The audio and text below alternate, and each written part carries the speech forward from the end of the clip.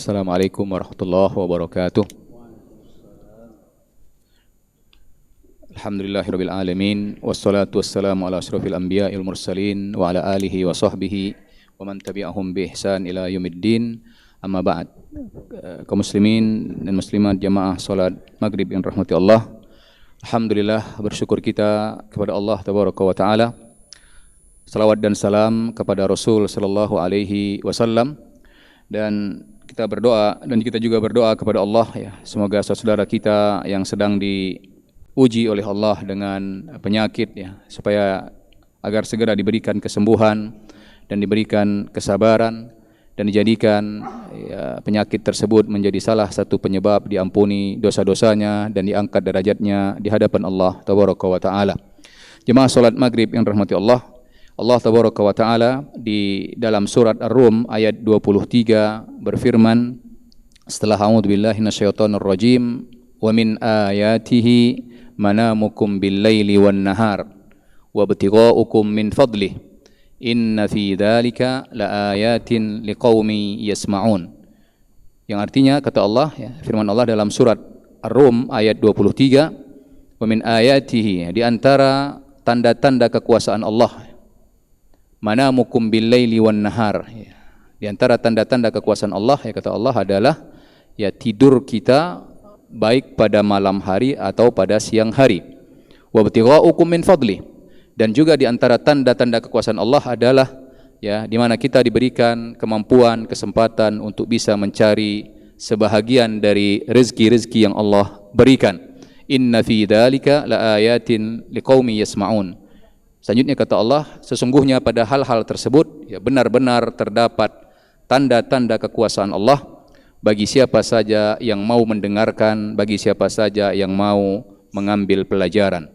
Jemaah salat maghrib yang rahmati Allah, Rum ayat 23 ini ya, menyebutkan bahwa memang salah satu tanda kekuasaan Allah adalah tidur ya.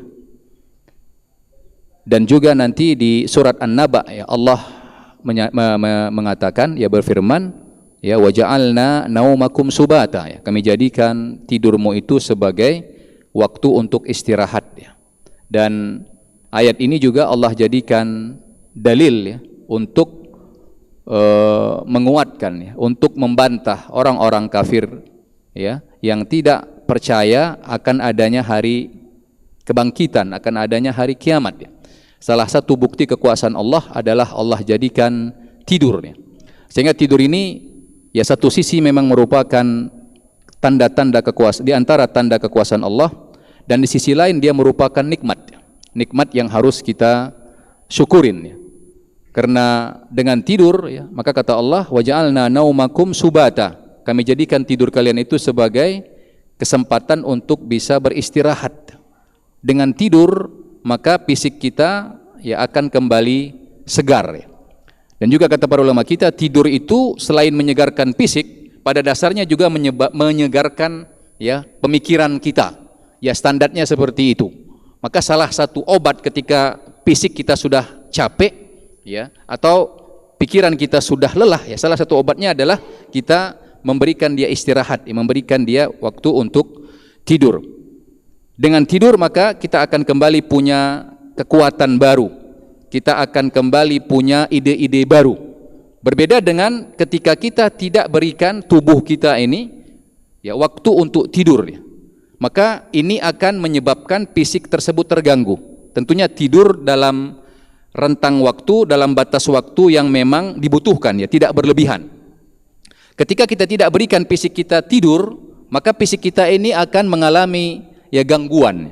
Beberapa penelitian menyebutkan ketika seseorang tidak tidur dalam waktu yang lama, maka semakin lama dia tidak tidur, fisiknya itu akan semakin terganggu. Bahkan bukan hanya fisiknya, kejiwaannya juga akan terganggu. Ya, dia bisa menjadi orang yang tidak fokus, ya, bisa menjadi orang yang lamban dalam merespon sebuah ya informasi. Bahkan lebih dari itu, dia bisa menjadi orang yang emosi, melakukan hal-hal ya di luar kebiasaannya, melakukan hal-hal di luar ya aturan yang telah ditetapkan ya. Artinya apa? Ini menunjukkan betapa pentingnya ya tidur tersebut ya. Betapa besarnya nikmat tidur ya. Dan ini biasanya sering Ya, atau baru disadari ketika kita atau ketika seseorang sulit untuk tidur ya. Tapi ketika dia tidur bisa nyaman, dia tidak menganggap itu adalah sebuah kenikmatan ya. Padahal Allah Rasul SAW mengajarkan kita ketika kita bangun tidur dengan doa alhamdulillah ya. Memuji Allah karena tidur itu nikmat. Ya, nikmat ya yang harus kita syukurin. Jemaah salat maghrib yang dirahmati Allah, di sisi lain ternyata tidur ini menjadi tanda-tanda kekuasaan Allah ya, di mana kita diajarkan ada tata cara kita untuk tidur ya. Maka ini menunjukkan kesempurnaan Islam, subhanallah ya, bahwa Islam ini agama yang penuh dengan aturan ya, yang penuh dengan tata cara. Karena dengan aturan, dengan tata cara tersebut, maka setiap aktivitas kita menjadi bernilai ibadah, menjadi bermanfaat bagi kita. Dan kalau kita melihat ya hadis-hadis Rasul sallallahu alaihi wasallam, maka Rasulullah memberikan kepada kita panduan tidur ya. Dengan mengikuti panduan ini, maka nanti tidur kita akan yang pertama bernilai ibadah. Yang kedua, tidur itu akan mendatangkan manfaat. Bukan hanya sekedar melepas lelah. Apa adab tidur tersebut? Di antara adab tidur kata Rasul SAW, ya sebagaimana hadis diriwayatkan oleh Imam Muslim, "Idza ataita madja'aka fatawadda' wudu'aka lis-shalah." Kata Rasulullah, kalau salah seorang dari kalian mau tidur, maka hendaklah dia berwudu sebagaimana dia berwudu untuk salat. Ya, jadi kita dianjurkan mau tidur itu berwudu. Ya, tidak langsung datang tempat tidur langsung rebahkan badan. Ya, kalau tidur seperti itu hanya sekedar melepaskan lelah saja, tidak bernilai ibadah. Ya. Dan selanjutnya kata Rasulullah, "Fatawadda' wudu'aka lis-shalah, summa taji ala syakkil aiman." Selanjutnya berbaringlah di bagian ya kanan tubuhmu. Ya, setelah kita dianjurkan berwudu sebelum tidur, selanjutnya kita dianjurkan untuk berbaring dengan bagian tubuh kita sebelah kanan. Ini awal tidur. Meskipun nanti setelah tidur kita tidak tahu lagi posisi kita bagaimana, ya, tapi minimal ketika awal mau tidur itu usahakan supaya kita tidur ya di bagian tubuh kita yang bagian kanan. Para ulama kita menyebutkan, ternyata ketika Rasulullah SAW menganjurkan kita untuk tidur dengan berbaring pada bagian tubuh kita sebelah kanan, ini banyak fungsinya. Di antara fungsinya adalah ini lebih menyehatkan jantung ya. Ini tidur sehat ala Rasul sallallahu alaihi wasallam. Secara fisik menyehatkan organ tubuh kita termasuk jantung. Maka bisa saja salah satu penyakit yang kita derita bisa saja disebabkan karena pola tidur kita atau cara tidur kita yang salah. Padahal Rasulullah mengajarkan ya kita untuk tidur atau mengajarkan tata cara tidur. Yang kedua, kata para ulama kita, dengan tidur berbaring atau menggunakan bagian tubuh kanan kita, maka ini menjadikan kita lebih mudah bangun ya. Bangun di sepertiga malam, bangun pada waktu subuh. Ya, ini salah satu usaha yang perlu kita lakukan. Kalau ada di antara kita atau anggota keluarga kita payah bangun subuh, coba perhatikan adabnya. Payah untuk bangun ya tengah malam untuk sholat malam. Terkhusus lagi payah bangun untuk sholat subuh. Coba perhatikan adabnya. Ya, lakukan itu. Mau tidur berwudu, selanjutnya tidur ya dengan bagian tubuh kita yang bagian kanan. Ya, dan juga selanjutnya ya di antara adab tidur ya kita dianjurkan untuk membaca zikir ya, membaca ayat-ayat Al-Qur'an. Aisyah radhiyallahu anha menceritakan adalah kebiasaan Rasulullah sallallahu alaihi wasallam kalau beliau sudah berada di tempat tidurnya, maka apa yang beliau lakukan sebelum beliau tidur, maka beliau mengumpulkan kedua tangannya. Selanjutnya beliau menghembus ya ke tumpukan tangannya itu sambil membaca ya surat Al-Ikhlas ya. Qul huwallahu ahad. Selanjutnya setelah selesai itu membaca surat Al-Falaq. Setelah itu membaca surat An-Nas. Setelah ya sambil dia hembuskan ke tumpukan tangannya. Setelah selesai membaca Al-Ikhlas ya sambil menghembus, membaca Al-Falaq sambil dia hembuskan, membaca surat An-Nas sambil dia hembuskan, apa yang beliau lakukan kata Aisyah radhiyallahu anha, maka beliau menyapukan ya tangan tadi yang bekas hembusannya ke wajahnya dan ke seluruh tubuh yang bisa dia jangkau.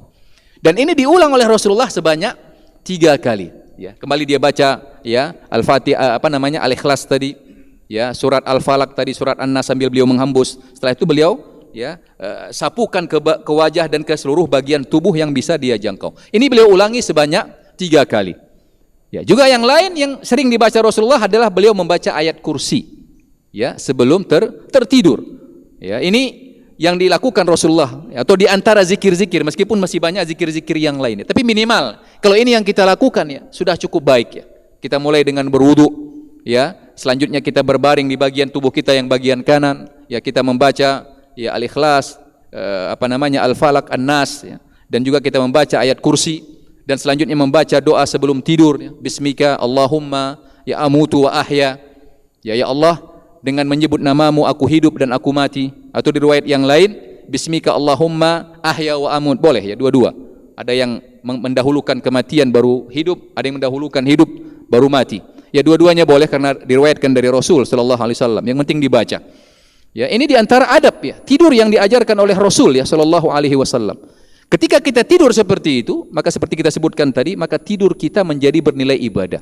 Sebagaimana kata salah seorang sahabat, innil ahtasibu naumati kaqaumati. Apa kata salah seorang sahabat? Aku sangat berharap tidurku itu bernilai ibadah sebagaimana bangunku. Ketika bangun dia sholat, dia berzikir, ya, dia membantu orang lain, dia membaca Al-Quran. Begitu juga ketika aku tidur, aku berharap tidurku itu juga menjadi bernilai ibadah. Masya Allah, kalau kita tidur rata-rata berapa? Ya, 6-7 jam atau 7-8 jam. Sayang, ketika 7-8 jam itu berlalu tanpa ada catatan kebaikan untuk kita. Katakan 7 jam satu malam, 1 tahun berapa jam kita tidur? Subhanallah, begitu banyak kesempatan kita mendapatkan pahala, kita buang. Tidur dapat ibadah, perhatikan adab-adabnya, ya. Dan selanjutnya juga dengan memperhatikan adab tersebut, tidur itu akan mendatangkan kebaikan. Di antara kebaikan tidur itu apa? Kita akan, ya, melihat hal-hal yang baik dalam tidur kita. Ya, ketika tidur, kata Rasulullah, seseorang itu bisa saja bermimpi. Mimpi itu 3 macam kata Rasul SAW. Yang pertama hadisun nafs, ya, pengaruh kejiwaan. Mungkin tadi baru beraktivitas dengan aktivitas yang berat, ya, atau ada sesuatu yang besar kita hadapin, itu bisa mempengaruhi mimpi kita. Bisa melihat sesuatu yang aneh dan segala macam. Itu disebabkan apa? Karena pengaruh kejiwaan sebelum tidur kita. Atau yang kedua kata Rasulullah, ya, takhwifu syaitan. Bisa saja seseorang dalam tidurnya itu melihat hal-hal yang mengerikan. Kenapa? Karena dia diganggu syaitan. Kenapa diganggu syaitan? Tidurnya tidak baca doa. Syaitan pun senang, bahkan tidur bersama dia. Apalagi sebagian orang yang sebelum tidurnya apa yang dia lakukan? Yang dianjurkan baca zikir, dia justru mendengarkan musik. Dia putar musik apa segala macam. Tertidur seperti itu. Wajarlah kalau ngelihatnya syaitan. Orang memang syaitan kawannya musik kan seperti itu. Berharap. Yang kadang-kadang dia nipu. Saya tadi ngelihat Rasulullah. Ya, Rasulullah apa? Anda tidur aja mau sambil dengerin musik. Berharap mimpi bertemu dengan Rasul sallallahu alaihi wasallam. Ya. Ini kadang-kadang menjadikan seseorang itu mimpinya aneh-aneh, mimpinya takut. Jadi apa yang terjadi ketika bangun, badan terasa sakit. Bisa saja karena apa? Diganggu oleh syaitan. Pikiran menjadi enggak tenang. Padahal kata Allah apa? Wa ja'alna naumakum subata. Kami jadikan tidur kalian itu sebagai waktu untuk istirahat. Istirahat fisik kita, istirahat pikiran kita. Sayang ketika kita tidak awali tidur kita itu dengan, ya, adab-adab tersebut. Dan yang ketiga kata Rasulullah, mimpi itu bisa busyra minallah, kabar gembira dari Allah. Ini yang kita harapkan. Ya, sebagaimana kita mendapatkan kebahagiaan ketika kita sedang dalam sadar, begitu jugalah kita berharap dalam mimpi kita mendapatkan hal-hal yang baik, kabar-kabar yang baik dari Allah Tabaraka wa Ta'ala. Tapi ini insya Allah bisa kita dapatkan kabar-kabar baik dalam mimpi kita, dalam tidur kita, ketika kita memperhatikan adab-adab sebelum tidur. Dan juga kata para ulama kita, ketika kita memperhatikan adab-adab tadi sebelum tidur, maka kalau seandainya Allah takdirkan kita meninggal dalam tidur tersebut, maka ini menjadi salah satu penyebab, ya, kita diampuni oleh Allah dosa-dosa kita. Kita dimasukkan oleh Allah ke dalam surga. Berbeda dengan tidur orang yang, ya, tidak melakukan apa-apa atau bahkan sambil menghayal, sambil putar musik.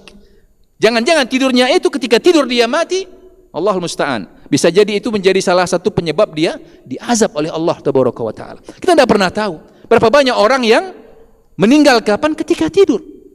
Karena memang tidur itu sendiri adalah, ya, akhul maut kata para ulama kita, ya. Maka subhanallah kata Allah, di antara tanda kekuasaan Allah itu adalah tidur, ya. Jadi perhatikan tidur kita. Ya, jangan sembarangan tidur. Ya, sehingga ketika kita perhatikan adab-adab tersebut, tidur kita menjadi bermanfaat, tidur kita mendatangkan ya kebaikan-kebaikan. Ya, dan tidur itu juga memudahkan kita untuk bangun untuk besok harinya melakukan ketaatan kita kepada Allah Tabaraka wa Ta'ala. Dan yang terakhir kata para ulama kita, di antara adab tidur yang sangat dijaga oleh Rasulullah adalah Rasulullah ya sebagaimana disebutkan para sahabat, kana yakrahun naum ya qabla al-isya wal hadithu ba'daha. Rasulullah itu tidak suka tidur sebelum sholat isya. Habis maghrib umpamanya tidur. Rasulullah tidak suka itu. Kenapa? Karena ditakutkan terlewat sholat isya. Wal hadithu ba'daha, dan Rasulullah membenci bergadang setelah sholat isya. Kecuali ada hal-hal yang sangat mendesak, bermanfaat. Kalau tidak, Rasulullah tidak mau. Ya, Rasulullah habis isya kebiasaannya kalau tidak hal-hal yang bermanfaat, apa yang beliau lakukan? Tidur, istirahat. Ya, sehingga apa? Nanti mudah terbangun jam 3, mudah terbangun waktu subuh. Umar bin Al-Khattab ya, mendapati sebagian orang yang habis isya bergadang, ngomong ya ke kanan ke kiri, nggak ada manfaatnya bergadang. Apalagi sekarang kalau kita lihat nonton bola, nongkrong di warung kopi, ya nonton entah apa-apa, habis waktunya jam berapa dia tidur? Jam 1, jam 2. Kata Umar, ketika dia mendapati sebagian orang bergadang habis isya tanpa ada kebutuhan yang mendesak, kata Umar apa? Apakah kalian menjadi orang-orang yang kalian bangun di awal malam dan tidur di akhir malam? Marah Umar bin Khattab. Kenapa? Ini kebiasaan nggak baik. Tapi ternyata sekarang itu sudah menjamur. Coba kita lihat kafe-kafe di Banda Aceh ini, sampai jam 12, jam 1 ramai. Coba lihat subuh di masjid kosong. Seakan-akan kafe adalah tempat di mana mereka mempersiapkan kehidupan akhirat mereka, dan masjid adalah bukan tempat yang cocok untuk dikunjungi. Maka ini di antara adab terakhir, Rasulullah sangat tidak suka untuk bergadang. Begitu juga lah kita mengikuti ya apa yang diajarkan Rasul sallallahu alaihi wasallam. Jangan bergadang kecuali memang ada hal-hal yang sangat mendesak, ya hal-hal yang bermanfaat. Kalau tidak, maka segeralah kita tidur dan ya perhatikan adab-adab doa, dan insya Allah kita akan mudah terbangun ya dan mendapatkan pahala atau ganjaran-ganjaran terbaik ya dari sisi Allah Tabaraka wa Ta'ala. Demikian, semoga Allah menjadikan kita hamba-hambanya yang senantiasa memperhatikan adab-adab dalam setiap setiap kehidupan kita, sehingga setiap aktivitas kita bernilai ibadah di sisi Allah Tabaraka wa Ta'ala, yang dengan itu kita berharap ya kita dimasukkan oleh Allah ke dalam surganya bersama Rasulnya yang mulia Muhammad sallallahu alaihi wasallam. Subhanakallahu bihamdik, asyhadu an la ilaha illa anta, astaghfiruka wa atubu ilaik. Wassalamu alaikum warahmatullahi wabarakatuh.